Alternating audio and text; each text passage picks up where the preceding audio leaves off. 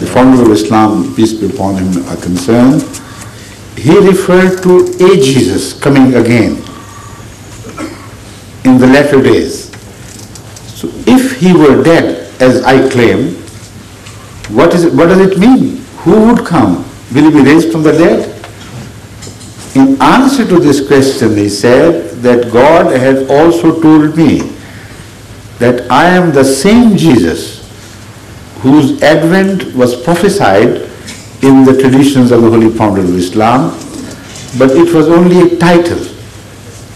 It was not a prophecy, meaning that old Jesus would be reconstructed as if bodily, or his spirit would revisit, a human spirit, like we believe in incarnation.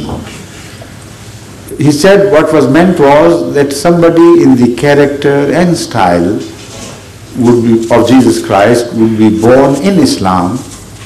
He would be entitled Jesus to indicate his similarity with him. He will do for Islam what Jesus did for Judaism in the context of Jesus-Judaism relationship. And he enlarged upon this to make us fully understand. Not only was it left as a claim alone, it was made so understandable, so a thing of such common sense, that you did not require any other strong arguments in favor of this claim. He said, it is always this which happens.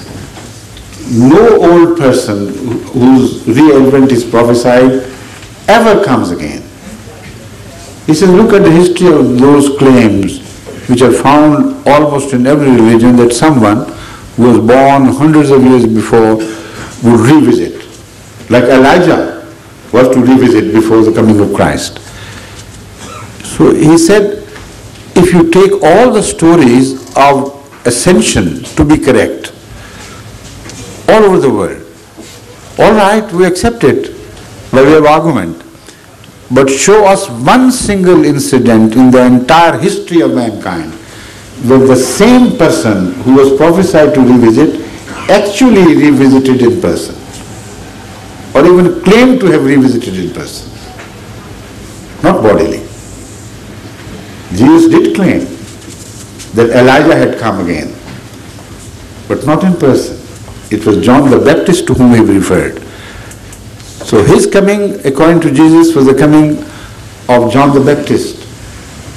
Exactly in the same sense, Hazrat Masih Maud, the founder of the Ahmadiyya community, claimed that my coming as the re-advent of Jesus means somebody who will work on the same pattern, in the same style, in Islam, as Jesus had done in Judaism. Now, a few examples, because otherwise the answer of this question will take longer than perhaps we can afford. The point is, what did Jesus do? He transformed the attitudes from hard, merciless attitudes of vengeance to the all-forgiving attitude of what you understand as Christianity, spirit of Christianity today. So this is what he did in Islam. He said, look here, Islam never emphasized the role of sword or any coercion in the path of calling people to God. It was always only a defensive war which was permitted in Islam, but never a war of attrition which perforce would change the ideas and beliefs of the world. That can only be done through sacrifice, through perseverance, through love. So that is Jesus reborn, isn't he? And that is why he was so punished, and also his community is even still punished. And you read it so much in the Arab world, newspapers, magazines. Ahmadis, they do not believe in jihad, the holy war. Of course we believe in the holy war, but not in the unholy war. A war waged in the name of holiness, which sheds blood of people just for the sake of converting their views, is the most unholy war one can conceive. and the most stupid thing that can happen to man. It is that against which Hazrat Masih Maud waged a holy war, like Jesus did to his own suffering. So this is one of the examples, but as I said, the time is running out, and we have other questions to answer, please. Thank you. Thank you.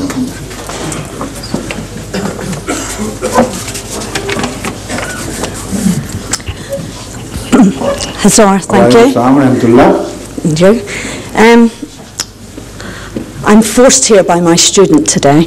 I'm a teacher of religious education in a local school, and right. Some of you... Where? Rains Park. Rains Park County. We are put in the position of teaching to GCSE Islam with many other religions. I learned to cope quite well when I had some Sunni and some Shia. And then last year I was blessed with 4 Ahmadiyyat boys.